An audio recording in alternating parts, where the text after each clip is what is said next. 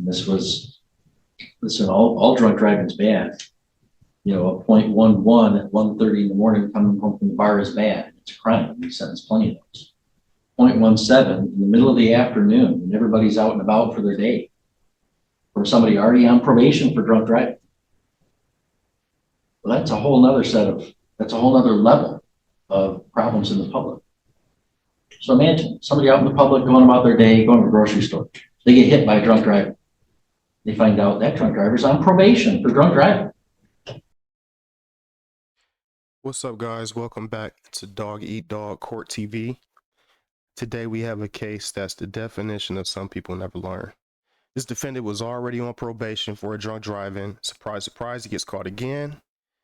He was literally passed out inside a car wash with a BAC of 171, twice the legal limit. So if you guys ever wondered how judges handle or feel about repeat offenders, you're about to see a sentencing that pretty much lays it all out. The defense is asking for probation, while the prosecution wants to throw the book at him. And yeah, it should be a good one, guys. We'll watch it together. I'll pop in and out and break down what's happening. And this case is a prime example of how the justice system deals with habitual offenders. Looks like it's up for sentencing and an OWI third, 5-year maximum, 0 to 11 guideline range. There's also a pending bond violation that it probably just makes sense just to start at this point. Mr. Nightingale, have you had a chance to go over the report and recommendations with you? I have to. Any additions, corrections? No additions or corrections. Any challenges to the scoring? None. Mr. Rich, any additions, corrections, or scoring challenges? No, Your Honor. Mr. Nightingale, anything you want to say in your client's speech? Of course, Judge. In visiting Mr. Adolsky this morning, he did have obviously some concerns about the recommendation of probation. Although I think that at its core, we understand where the recommendation is coming from. He's got some special circumstances that we were trying to resolve this, leave him out of custody until early February. He's got some money that he needs to essentially be out of custody in order to receive. I don't know that the court cares about that, but I certainly make a record for that for Mr. Adolsky's purposes. Judge, he's got about 86 days in now, it looks like, in his original arrest. Then he posted bond late October, had his bond revoked early December. Here we go for sentencing. The recommendation is to do 6 months jail, credit for 86 days served. He does have almost 3 months in actual. His guidelines are 0 to 11. I don't think it's crazy to ask the court to consider time serving him at this point and putting him on his probation sentence. We would ask the court to follow the probation recommendation of 2 years. Okay, let's pause here because things get interesting here. The defense is pushing for time served and says he realizes that he has a problem. He's anxious, but let's be honest, this isn't his first rodeo. He's been through probation before and it clearly didn't work. Now the prosecution, they're not buying it either. They're arguing 11 months in jail, which to be honest sounds fair to me, but I'll let you guys check out the rest. 2 years, subject to the special conditions. He would request that if the court is going to leave him in custody, that the court allow him to be a trustee with the jail if they were to have him. It's my understanding there's a spot coming up likely early February, mid-February potentially, and that he would like to fill that spot if the court would allow that. Further, Judge, he would request that if the court's going to have him do the 6 months in jail, essentially an additional 3 months, that he be allowed to do his community service either while at the jail or some sort of work crew or something like that, if that's available. Judge, Mr. Adolsky's main goal at this point is to get into some sort of treatment. I know on his prior PSIs, he talks about he doesn't think he has a problem with alcohol, that although he's done treatment, he doesn't think he needs any further treatment. In my conversation with Mr. Adolsky, that has obviously changed since his past case. I think, I say this all the time, this really was, I think, a wake call from Mr. Adolsky, not just metaphorically, but quite literally, as they were breaking his car window open to wake him up at the car wash.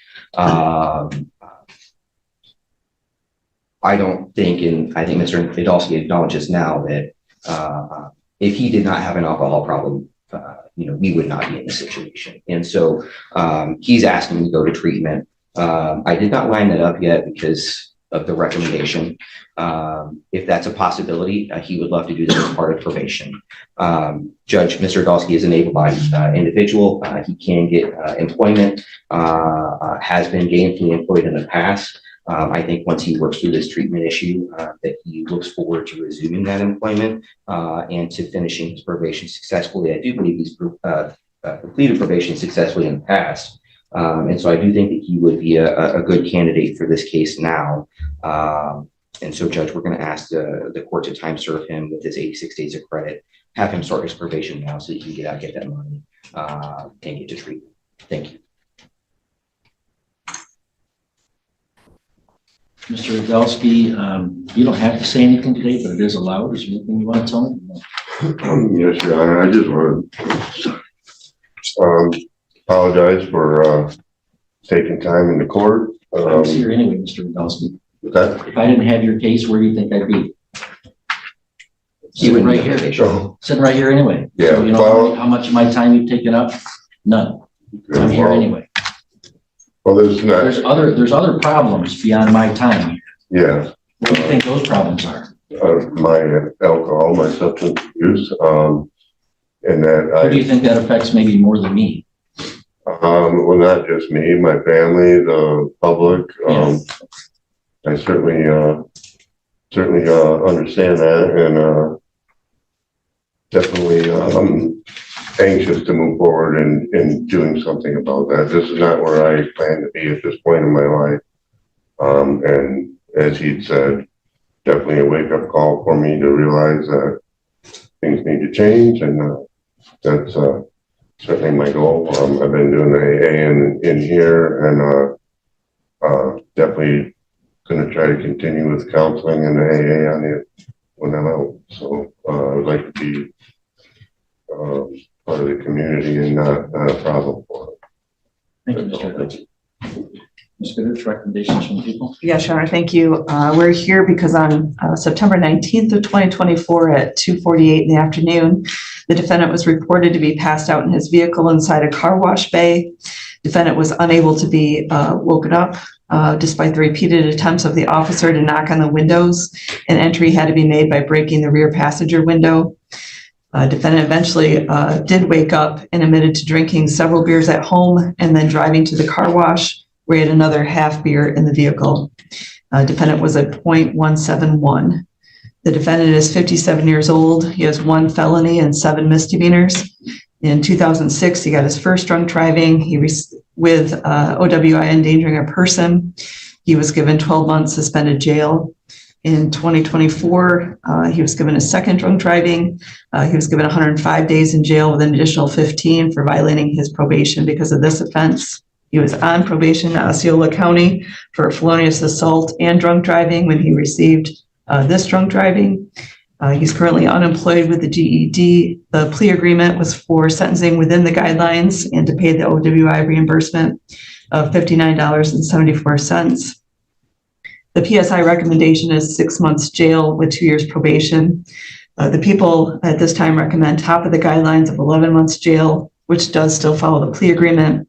It acknowledges that defendant was not only on probation at the time of this offense, but on probation for the same thing, an OWI, and was receiving substance abuse treatment at that time while committing this, and was intoxicated to the point he was passing out in the middle of the day. He then tests positive during this case while on bond on November 24th, 2024, which caused his bond to be revoked. Additionally, one of his former OWI convictions involved endangering a person. The second one looks like it has a felonious assault with it.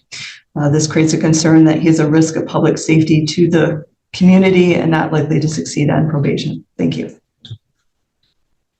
Thank you, Mr. Idolski. If you please stand for the court sentence.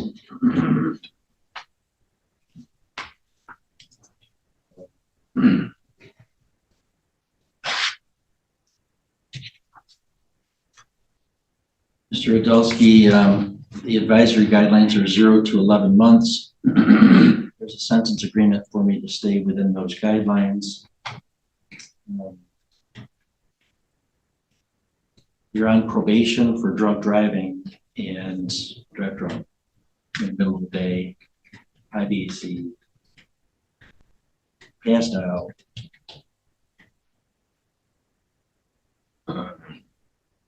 When you drink, it creates risk of harm for all sorts of other folks.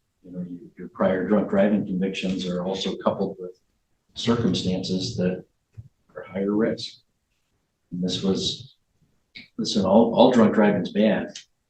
A .11 at 1:30 in the morning coming home from the bar is bad. It's a crime. We sentence plenty of those.